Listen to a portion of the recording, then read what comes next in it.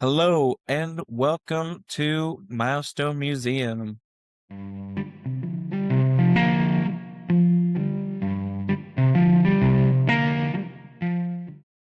Today with me we have my guest, Lynell. Go ahead and say hello. Hey, how's it going, Noah? How's it going, everybody? Right on. Also, back by popular demand, I got Sydney back there, freshly groomed. She's looking cute. All right, let's get into this episode. Starting off with movies in 2016 that are celebrating their 10-year anniversary. We have the Divergent series Allegiant, the third installment of the dystopian YA franchise premiered, starring Shailene Woodley and Theo James. You know what's crazy? I seeing Theo James' name right there. The internet is like drooling over him right now for some reason. I don't know why, but they are. And I'm just like, he's Wait, been that what? man. Yeah. There was this picture of him standing next to the guy that played I forgot his name.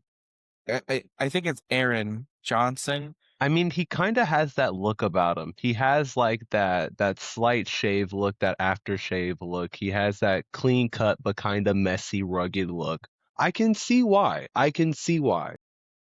Yeah, he was standing next to Aaron Taylor Johnson, and everybody was just like, "Nah, if you're standing next to Aaron Taylor Johnson and you're making him look bad, you're a gorgeous man." So everybody Yeah, was drooling on gorgeous man.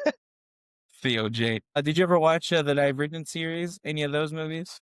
Okay, so I saw maybe the first one or two when I was younger, and I remember getting super into it, but at the time, I really didn't have any concept of like narrative through line and like plot structure, so I didn't actually understand how much these movies tied into each other when I first saw them. And so I remember like falling off before the finale actually wrapped up. So like now that we're like bringing it up, I'm so curious how that story ended, if people really loved it, kind of like what happened with that. Yeah, I can't tell you. I didn't watch any of them. I mean, Really? they had a cult following. I know they're out there. So if you're out there, say what's up in the comments. And show yourself. Yeah. Tell me how it is and if you guys recommend it because it sounds interesting. Right on. Heck yeah. We'll also move on to Miracles from Heaven, faith-based drama starring Jennifer Gardner. Significant office box sleeper hit this week a decade ago. Yeah, it makes sense that we would have a gospel movie so close to Easter 2016. So I good for know, them. and that's interesting. It came out in 2016 with everything going on then. Seeing that this movie was like a sleeper success is like, that's really interesting.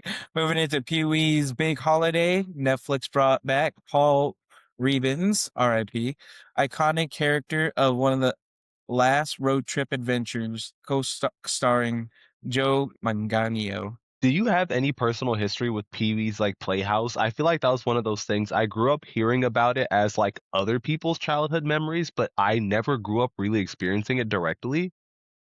The only Pee Wee I had was a Pee Wee's Big Adventure with his bike, and he's trying to get it. That's the only thing I have about Pee Wee. Release March 18th, we have the movie Midnight Special.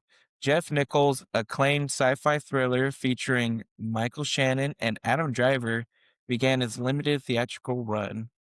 To Adam Driver, 2016 was the internet's boyfriend. If we're talking about internet boyfriends, he Really? was the guy. Adam Driver. He had the six pack and everything, and he was just Oh the my God, guy. yes. The internet could not get enough of him when he hit the scene in 2016. Okay. And the interesting thing is, it's really because of his really strong acting chops. Because I remember the first few movies I saw him in weren't that well received, but his acting nonetheless was constantly like a standout in his performances. And I think Which that's movies were those? I don't know too many Adam Driver movies, but I the ones that I've seen, Star Wars, of course, I love those. I love Star Wars. Uh, Um, the other one I really like is Black Klansman. I thought he did great in that one. so my introduction to him was through the Star Wars franchise as well. And then I later went on to see him in movies like 65, which I thought were really good. Oh yeah, the dinosaur one. Yeah, I did watch that one Yes, too. It was a good that one was too. like a surprisingly fun one. I did not really expect that kind of role from him, but I like that it was a nice similar change of pace. Yeah, it was just a fun movie. They should do more movies like that. Bring them back. Let's have a 65. Let's have a 75 one, or no, it's Yes, back let's in get a time. 75, a 55. Let's send them 85. back into it. Just have a fun time. That'd be great. We'll move on to television. Criminal Minds Beyond Borders was released March 16th. This first spinoff of the procedural giant made its debut on CBS, starring Gary Sinise. Were you a Criminal Minds fan? You ever watch any of those TV So I shows? wasn't Maybe a not this Criminal one, but Mind kid, but my mother was like dead hooked on NCIS. And after watching like one episode of tangential like crime related shows, I feel mhm. like I've seen Criminal Minds like it's a cousin of mine. I feel like I would know it as soon as I saw it, but I've never actually seen it. Dang, you're not close to your cousins then? Nah, Criminal Minds is like my second cousin removed. You know, we see each other There we once a year on go. the Distant holidays. cousin. Yeah, yeah. Distant cousin, exactly. Right on. Video games, we have EA Sports UFC 2, released March 2016, featuring Conor McGregor and Ronda Rousey on the cover. This title remains a fan favorite for its physical-based knockout system. Ooh, yeah. Are you a UFC guy? I know there's quite a few fights happening tonight. I might Oh, watch them yes.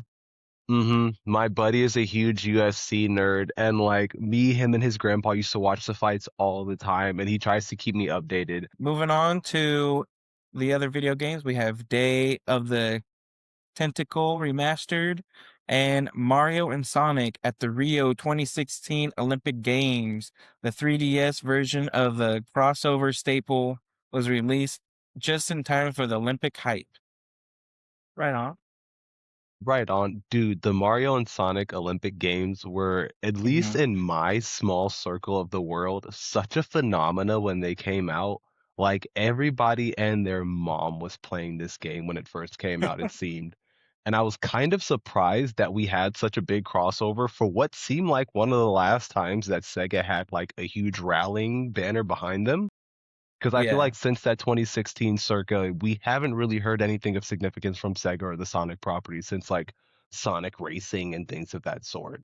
Now they're just doing the movies. I recently watched Super Mario Galaxy, and there is another. I saw a trailer for another Sonic movie. I'm like, damn, this is number four. I'm Wow, they're like, making a fourth one? That's crazy. I'm just like, hey, make your money. Mm-hmm. Let's do Go off. People are loving that it. Jim Carrey role. Hell, they're having fun with it. Good for them. We'll move on to music. 2016, we have Post Pop Depression by Iggy Pop, produced by Josh Home from Queens of the Stone Age. This album was hailed as one of the best late career rock albums of the decade. Right on, Iggy Pop. We also have the Last Panthers releasing their album Clark on March 18th, 2016, the haunting electronic score of the TV series of the same name. I don't think I watched that TV series, but we'll probably end up talking about it.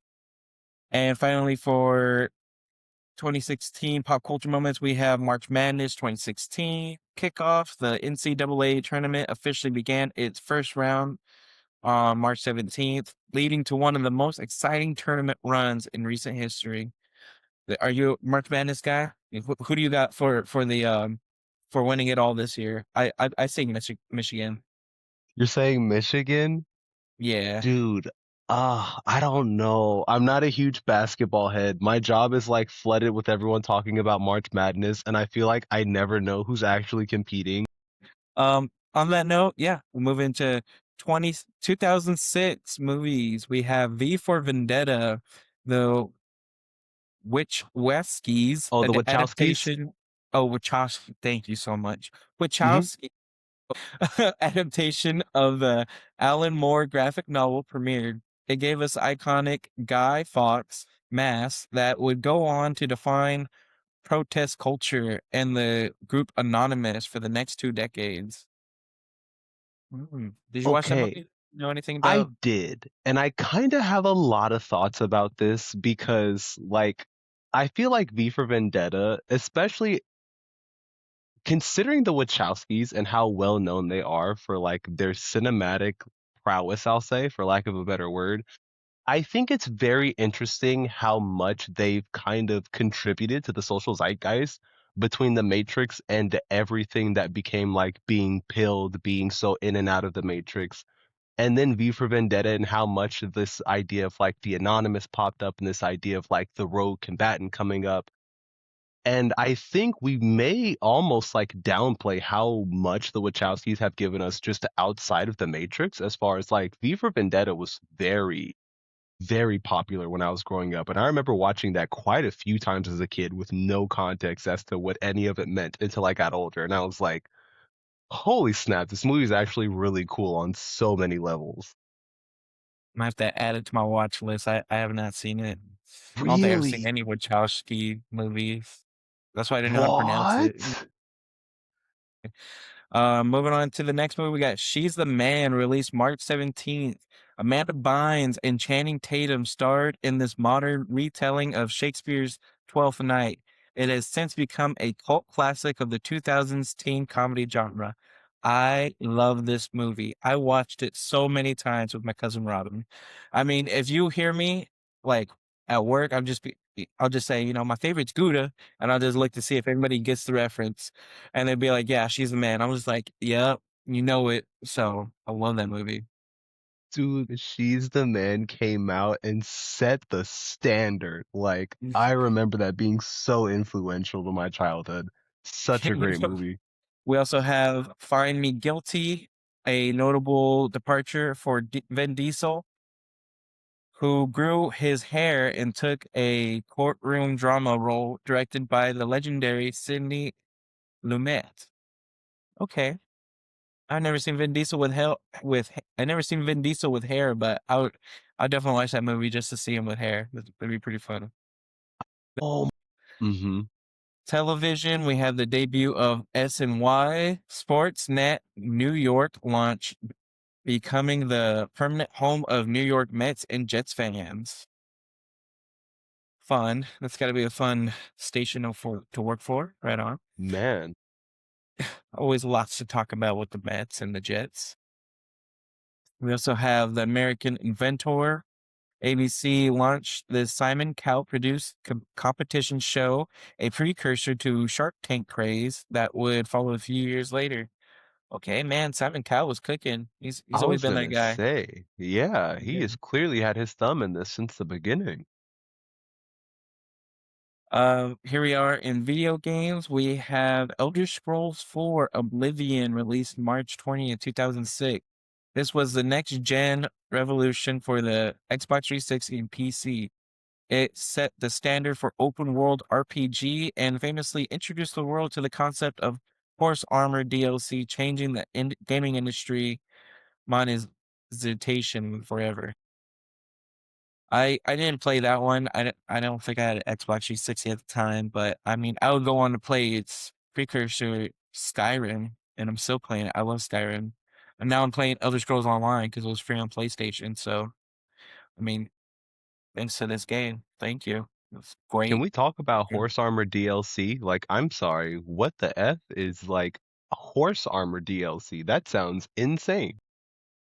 I just imagine it's a DLC that you can buy outside of the game and you can have it for your horse. And Like, was this yeah, just like this sounds like the first gen of like this is just skins, right? This is just like cosmic skins that you can get because like yeah, yeah. I have bought my fair share of DLC skins for Smash Bros. And unrelated games that it's like Well, you can thank Elder Scrolls 4 for starting it up and changing the gaming industry forever. I mean, before then, you didn't have really skins.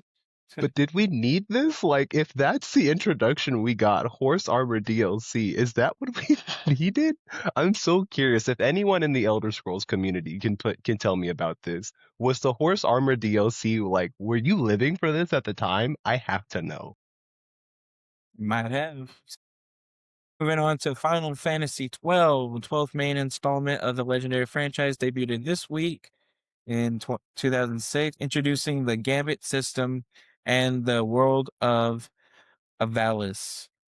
I never played Final Fantasy. You're a Final Fantasy guy? Man, I'm not really a turn-based guy, and a lot of Final Fantasy, if I'm not mistaken, is like a turn-based kind of style play, and that's not super my Pokemon at a very young age probably traumatized me away from the turn-based mechanic. And I quickly realized that was just not meant for me. yeah. I Yeah, it's not my cup of tea either. We also had Metro Prime Hunters released March 20th, 2006. Right on. And music, we have Seconds to Mars releasing their song To Kill. The song is climbing the alternative charts, cementing Jared Leto's transition from actor to rock star. Oh, I didn't even know he sang. Great for Jared Leto. Right on. I know. Wait, whoa, what? Yeah, Hold it's on, gotta be wait. cool. I hope I'm not thinking of the same Jared Leto. There's no way. The one that played Joker. Yeah, that's him. Oh no, brother, why did you go back to acting? Hey, he would go on to do Dallas Buyers Club after this, so he had a couple good stuff. We're glad he went back to acting. Uh, music, we have Temperature by Sean Paul. This track was the anthem in clubs and radio, 12th week of 2006, eventually hitting #1 on the Hot 100, and it's still played today. Oh man, I hear that song every once in a while. I got the right temperature.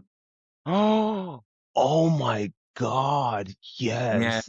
Sean Paul was inescapable for quite he some time. And was. He was yes, great. Good for him. Moving on to pop culture, we have Twitter's birthday. Jack Dorsey sent the first tweet on March 21st, 2006. The platform now X officially turns 20 years old. Are you Twitter or do you have X? Are you an X guy? Me personally, I I'm more of an used to Instagram tweet. guy. I used to be a tweeter. I used to be a tweeter, but then I was kind of like, I kind of got off of Twitter a little bit before it transferred over to X. Moving into 1996, we have the movie Executive Decision.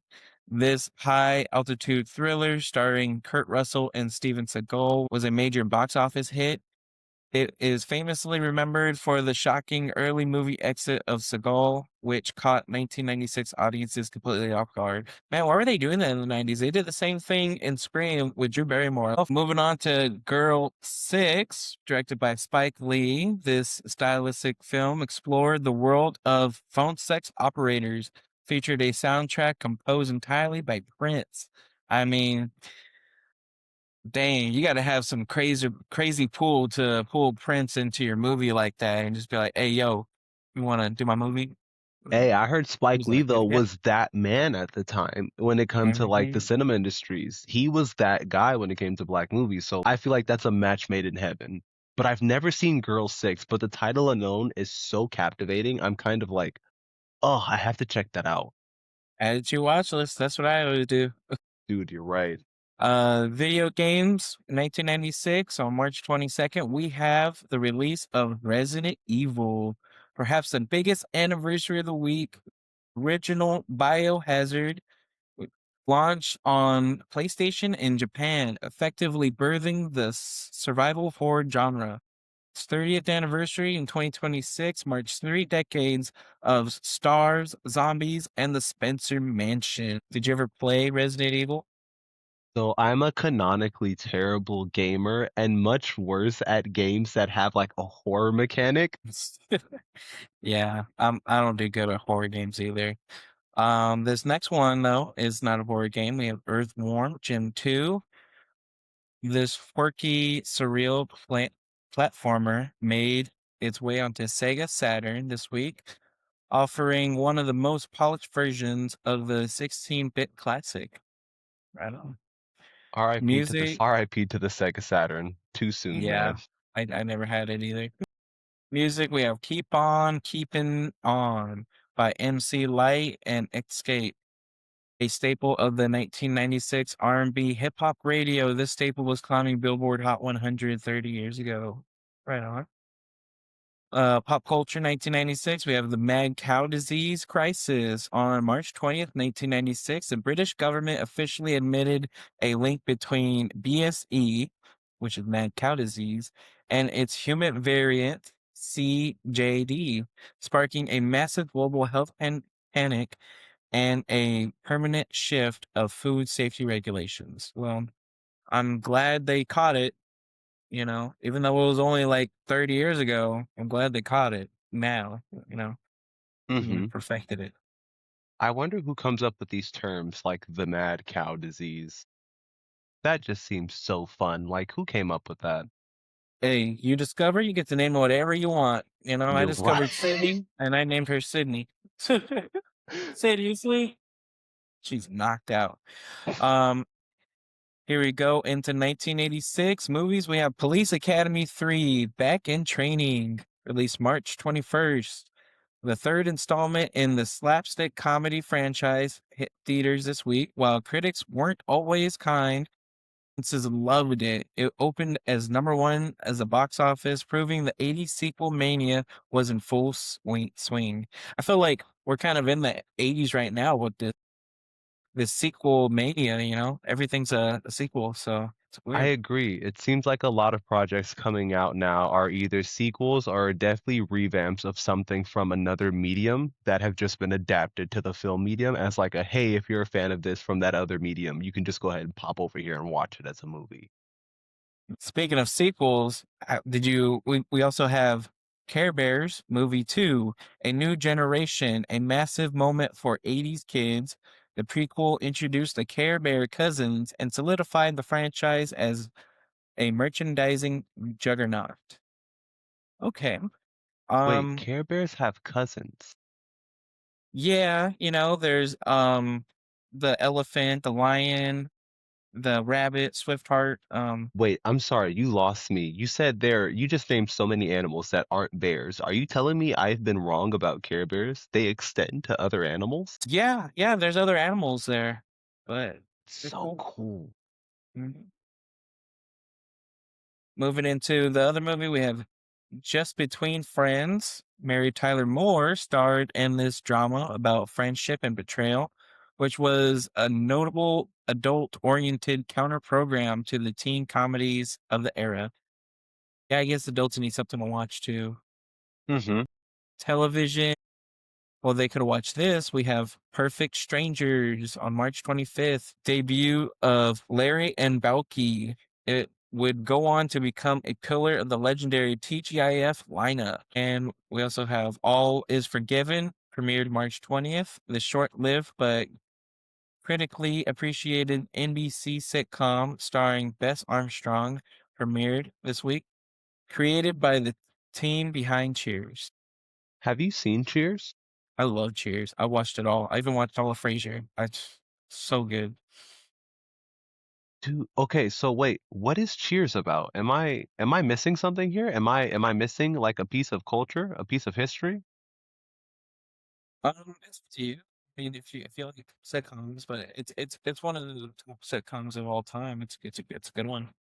Definitely give them a watch if you like sitcoms. I would recommend it. Okay. Music, we have Black Celebration by Depeche Mode, released March 17th, a landmark album of the electronic and gothic punk. 40 years later, this record is still cited as the moment Depeche Mode moved into their darker, more atmospheric Imperial phase. Okay. Are you a Depeche Mode fan? I think I have about one of their songs on Spotify. That's about it. I don't think I've ever heard of Depeche Mode before. I feel like it's one of those, if I heard one of their songs, I'd probably recognize the song, but I don't recognize the name of the band off the top of my head. Um, okay. Let's Absolute Beginners, released by David Bowie. This single was for the film of the same name, and this was a major radio staple 40 years ago. Right on. Go David Bowie. Nice. Hats off. Pop culture, we have New York City civil rights. On March 20th, 1986, New York City passed its first major lesbian and gay rights legislation, a historic civil rights milestone that faced intense debate at the time. Hmm. I didn't know that. Good for them. Hmm. Birthdays, we have Alexandra Daddario. She played Annabeth in the Percy Jackson movies. That's like the only thing I really know her from. But happy birthday to her. Moving to 1976, we have the man who fell to earth. David Bowie made his starring film debut in this surreal sci-fi cult classic. This performance of Thomas Jerome Newton became an iconic part of his visual legacy. Right on, man. David Bowie was killing it. Hmm. Music, I Want You by Marvin Gaye, released March 16, 1976. One of the most sensual and influential R&B albums of all time. This record shifted Gaye's sound toward the lush disco soul style that would dominate the late 70s. Man, I love Marvin Gaye. Yes. A lot of good ones. Marvin Gaye was a different kind of singer. Wow. hmm I mean, I know he had his stint in Motown and, it was cool, but I really like this part of Marvin Gaye when he was getting to like the real like soul of his voice. Like, I Want Hmm. You is just a great song off that album. Just a great project altogether, honestly. Mhm. We'll move on to the next album. We have The Runaways, self-titled The Runaways, the debut album from the all-female band featuring Joan Jett and Lita Ford. It was a revolutionary moment for the woman in rock and the precursor to the punk movement. Right on. We also Wait, have, whoa, that's interesting. yeah, Dream Weaver by Gary Wright, active synth pop pioneer. Hit was all over the radio waves this week, 1976, right? Nice. We also have Patty Hearst trial on March 20th. The heiress turned revolutionary Patty Hearst was found guilty of armed robbery.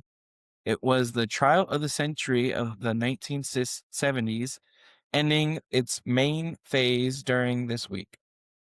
She was the granddaughter of William Randolph Hearst, the guy that built Hurt Castle. There's a movie about him. It's called Citizen Kane. Yeah. I don't know if you ever watched that one, but I feel like I was just talking to someone oh, about this not too long ago. it might have been me. Maybe it was. I know when it might have been us we were talking about this. Yeah.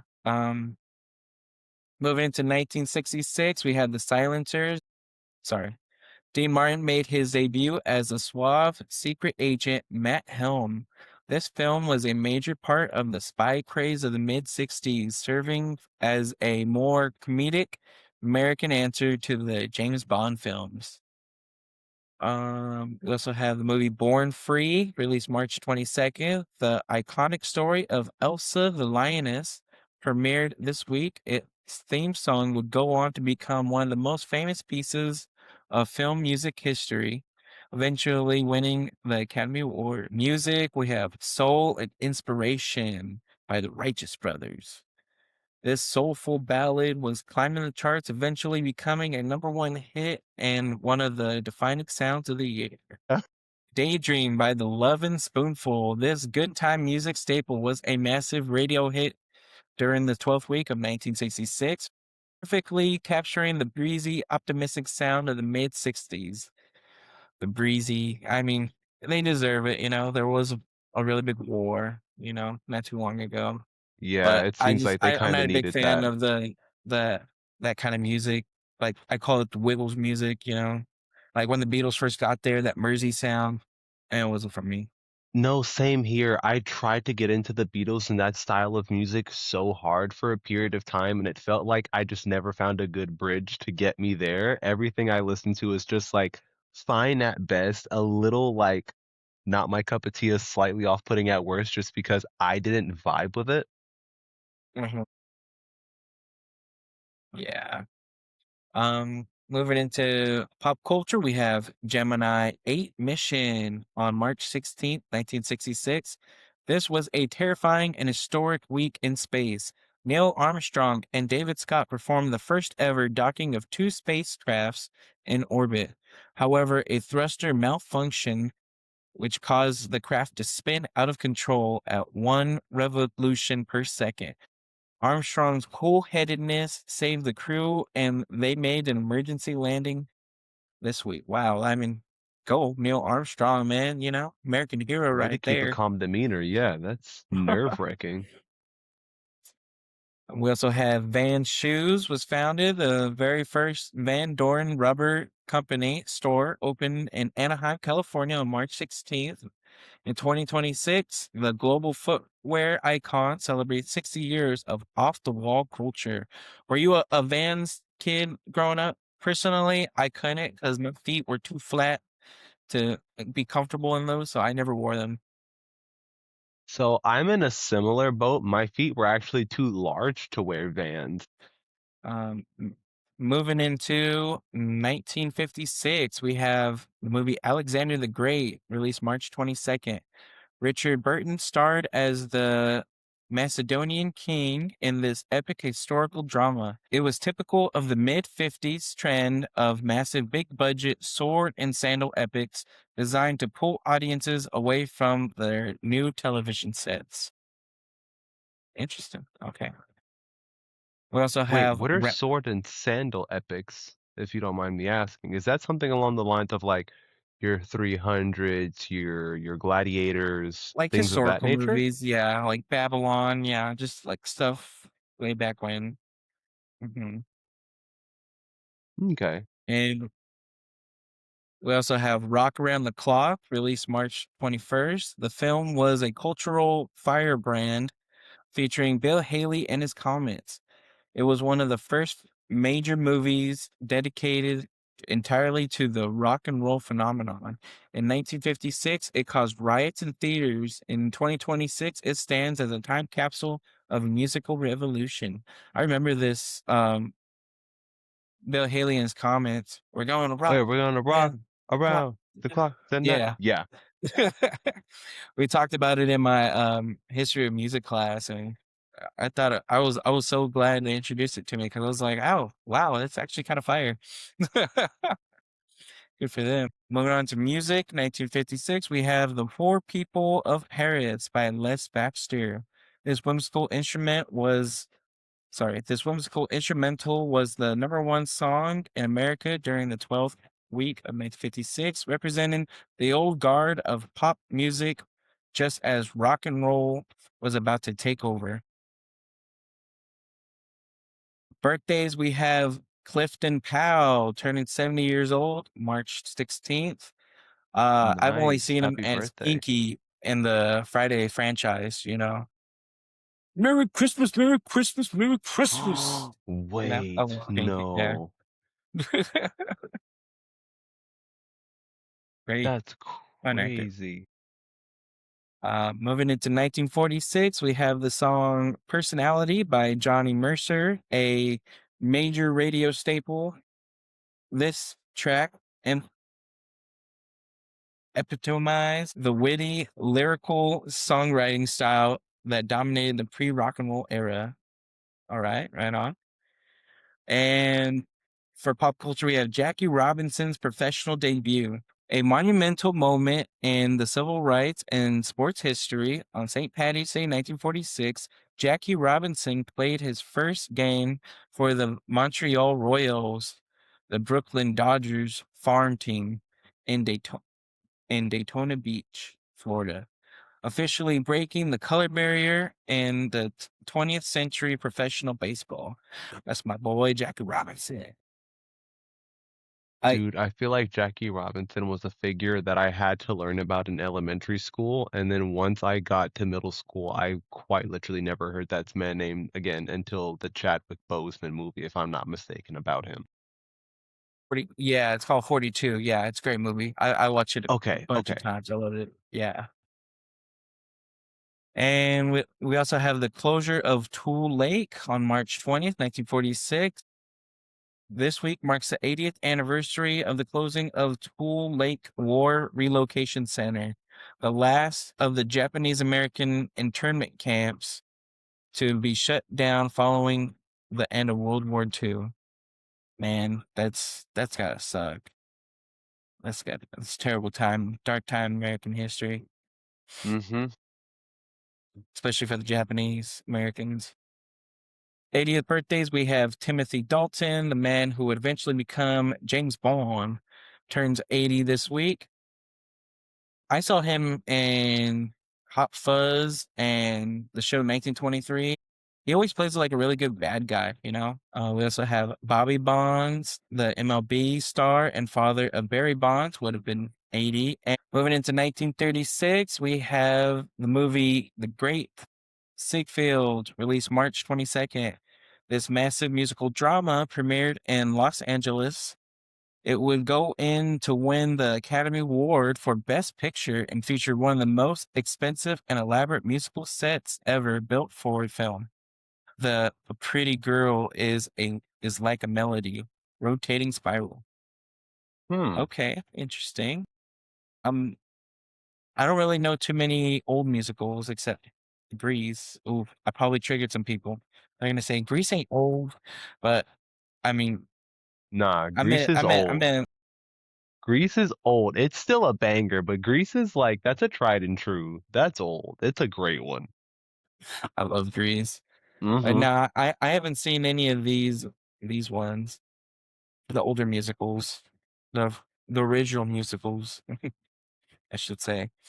You're moving into music, 1936. We have "I'm Putting All My Eggs in One Basket," written by Irving Berlin for "Follow the Fleet." This song was the number one hit on the radio and Do you pop think culture. they We needed a have full sentence for a title? I'm putting all my eggs in one basket. You think they could have called it one basket? All That's my how they did eggs. back then. They want you to get the full picture, be They right. dedicated to.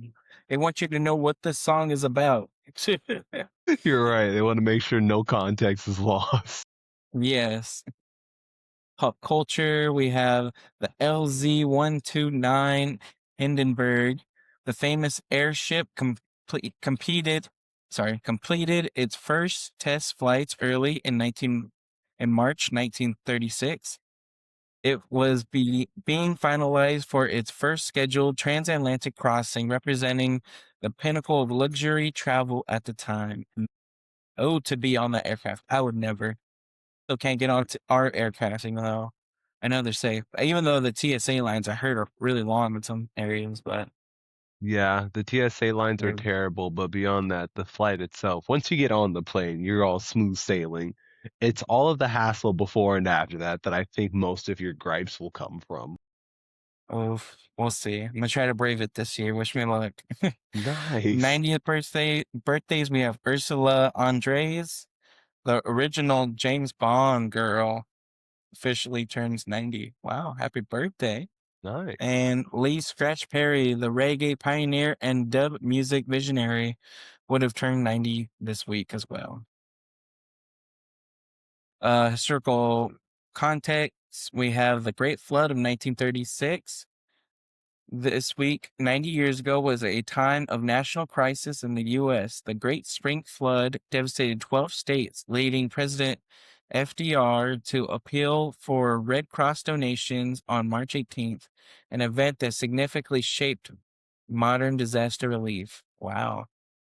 Nice. Must Hats have been off a to hell of a FDR. storm. What was that? Hats off to FDR for that. Yeah. Interesting. Here we are in 1926. We have the movies Fascinating Youth, a Paramount comedy that premiered exactly 100 years ago on St. Patty's Day. Right on. Whoa, And nice. Love 'em and Leave 'em on March 19th, starring a young Louise Brooks. This film helped define the flapper aesthetic that would symbolize the roaring 20s. Ooh, okay. Ooh, Television and tech, we have the first liquid fuel rocket on March 16th, one of the most important dates in human history. Robert H. Goddard launched the world's first liquid pro- propellant rocket, propellant rocket in Auburn, Massachusetts. It was only it only flew for 2.5 seconds and launched 41 feet, but it was the Kitty Hawk moment of space travel. You know, it's crazy. Goddard. it just clicked to me right now. Are you a fan of Jimmy Neutron?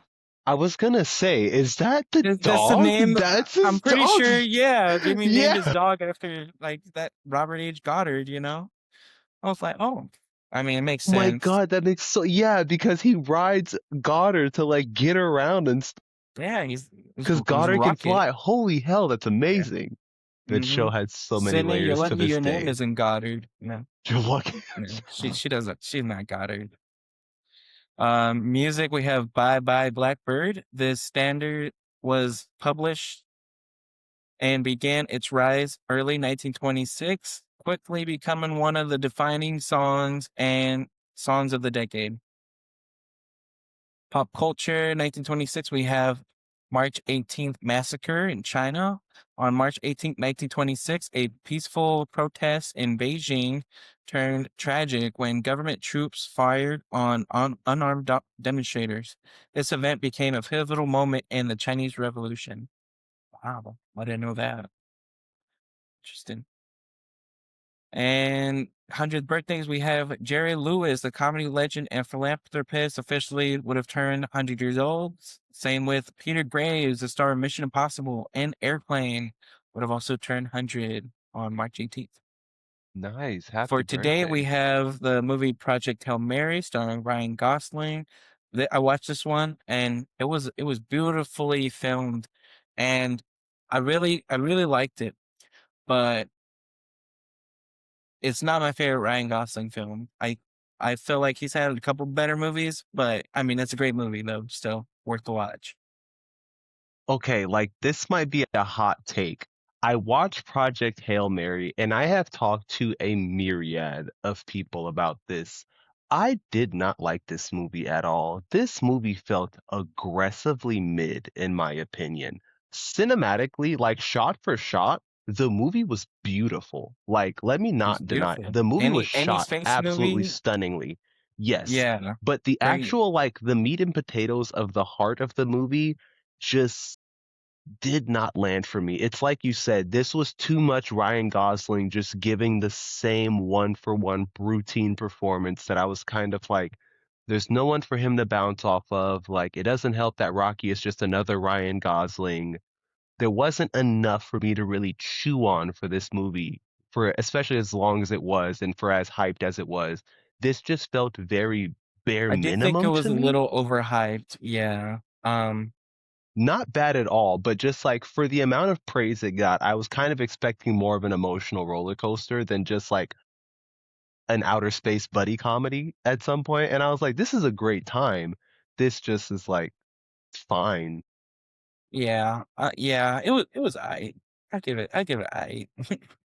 We also have Peaky Blinders. The immortal man, Killian Murphy, brings Tommy Shelby to the big screen in this continuation of the hit series set during World War II. I never watched Peaky Blinders, but I've Me heard it's really neither. good. Also have Mercy, a sci-fi crime drama starring Chris Pratt, premiering on Prime Video, where a detective must prove his innocence in a futuristic trial. Okay. And we Oh have my the Pout God. Pout fish. Yeah. I watched Mercy. Oh, how was Okay. it? I enjoyed Mercy for quite honestly, maybe all of the wrong reasons. I feel like Mercy really didn't know how it wanted to like take this movie. And because of that, there are so many moments of the plot quite literally just like going against itself for the sake of like pressing on. And I left that film with so much joy in my heart when I got to see a sassy AI that had a morality for no explainable reason whatsoever except like charisma. And that will never not be just peak hilarity to me. The movie wasn't good, but it was so much fun. The fun outweighed the bad. If you like bad movies that are really fun, that you can just like poke holes in the plot, watch Mercy. It's not a waste of the movie even tells you how long it is. There's a timer on the screen that tells you how long the movie is at all times. It's literally perfect. I don't know why you wouldn't watch Mercy. Don't waste your money on it, but if you can watch it on streaming or just enjoy it like casually, highly recommend it. Yeah.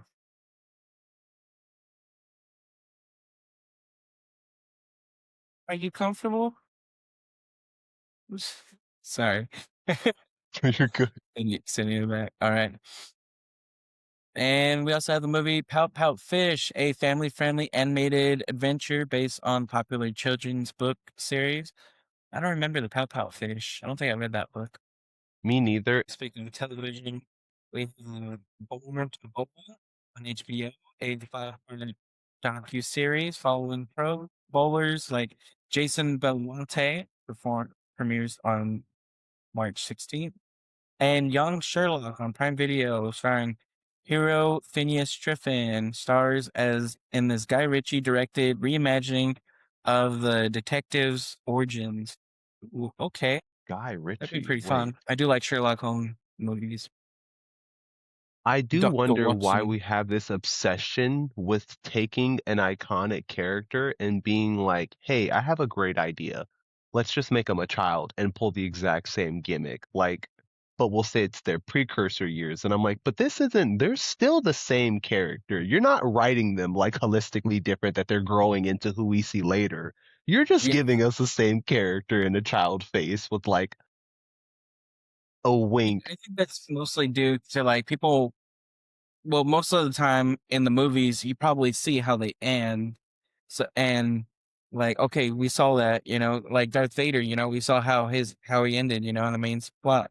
But then they made the prequels like, let's see him as a child, like his growing up, and so they want to see like how did somebody become that, and that's what I think interests a lot of people, and so I For a think that's why they compelling make them. villain, I agree with you. For a compelling villain, for like a political figure, for even like someone of like a martyrist status, someone who tries to take lead of a group of people for whatever kind of movement, I can see that.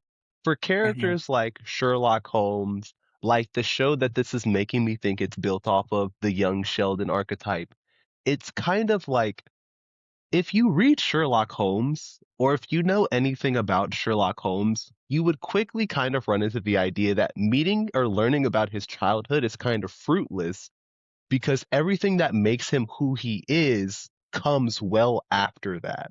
Like, I even read the first one of the Sherlock Holmes novels not too long ago, and it is quite literally a soft introduction to the character where we're introduced as Watson. We meet this guy, we're learning how he lives. We're literally like going through the day-to-days of meeting this guy for the first time. So everything that you would want to know about him, you kind of glean through Watson and his interactions with him, right? And so to me, it still kind of reads as like, while I get it, it kind of also reads as it's like, well, did you just not, do you really, who's asking for this? I don't think any hardcore Sherlock Holmes fans are like starved for content of Sherlock Holmes. They have plenty of media. And I don't think any new Sherlock Holmes fans are like, damn, I can't wait to see what he was like before he knew anything. He's just a sassy child at that point. What are you gaining? Like, what is he solving? If he's solving crimes, that's like well I guess before we his we would have detective to watch the years. show to find out. You're right, because I'm so curious what the F you could make a show about young Sherlock just going to college. Hmm. All right, and we also have Paradise on Hulu. The mystery deepens in this drama as Jane's past is finally revealed on March 16th. Moving into music, we have BTS with their album Airy Rang. May have said that wrong, but the Global Icons released their 10th studio album, marking their first full group project following the mandatory military service. And we also have Elevation Worship releasing their album So Be It, a major new live worship album. Right on. Perfect time for Easter coming up. And video games, we have Death Stranding 2 on the beach. Hit Hideo Kojima's highly anticipated sequel is a primary focus for players this week.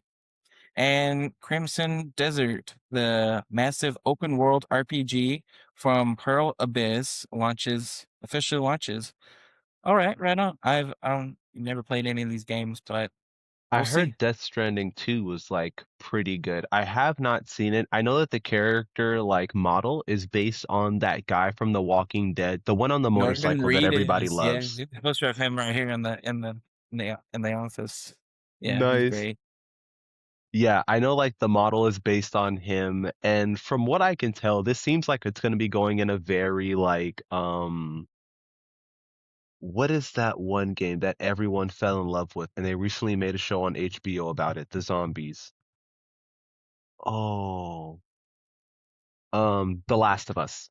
This The is Last of Us, yeah. giving me a lot of like The Last of Us vibes, a whole lot of like, ex-father, retired old vet, this kind of grizzled old man relearning and rekindling his faith in humanity through his otherwise like random fallen with having to adopt and look after this child.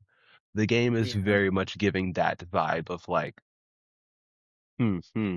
I have We'll see if they I'm make it into so a curious. TV show. I mean, it just depends on if they want to make it and if they want to get the story out there to more people. Like people consume different medias in different ways. Like I would consume all these different anniversaries on Instagram through different posts and everything. And I was like, you know what? I need a podcast to sum up everything in for the week in a podcast. So I can just listen to it and I have to research or find a post about what anniversary is being celebrated. That's why I made this podcast. So, but I mean, maybe like they'll turn it into a TV show if they really want to get that story out. Same thing they did with The Last of Us or any other like media, you know. They got movies turned into books, books turned into movies. I mean, whatever it takes to get the story out and what appeals to people. So, question, now that we're talking about this idea of kind of like the transference of, or like the translation of mediums, right, to translate storytelling, do you Okay. think that there is well, I guess I kind of want to ask, what do you think are kind of like the strengths and weaknesses to translating mediums from video games in particular to things like TV shows and movies? Because I find the idea of transferring something like a video game versus something like a book or like a comic or a manga or something like that and adapting that into a movie or a TV show versus adapting something like a video game, which is very player driven and user driven and adapting that into a story, a narrative for people to just watch. What are your thoughts on adapting games into like TV shows and movies? It can be done well. I mean, like for me, one of my favorite games, like is Mortal Kombat, and it's not necessarily just for the fighting. The fighting's always fun, the graphics and everything, but the story of it is really great, and I love that they're making them into movies. Like we got Mortal Kombat 2 coming out pretty soon. Um, and yeah, I don't I love that they make them into movies. It's just more media, more content for me to indulge in. No, that's fair. Yeah, it's great. Wow. Well, I think that's about it for our podcast. Thank you for listening. If you had a great time, please like and subscribe. Um, and if you want to be a guest like Linnell here, go ahead. You know, Linnell. So you have Linnell. Any last words? No, I just wanted to say thank you so much for the time. It was great talking to you, Noah. Like this was an awesome time. This is awesome, dude. No problem. Yeah, thank you for being on here. Yeah. All right. Have a good one. Bye. You guys have a great one. Bye.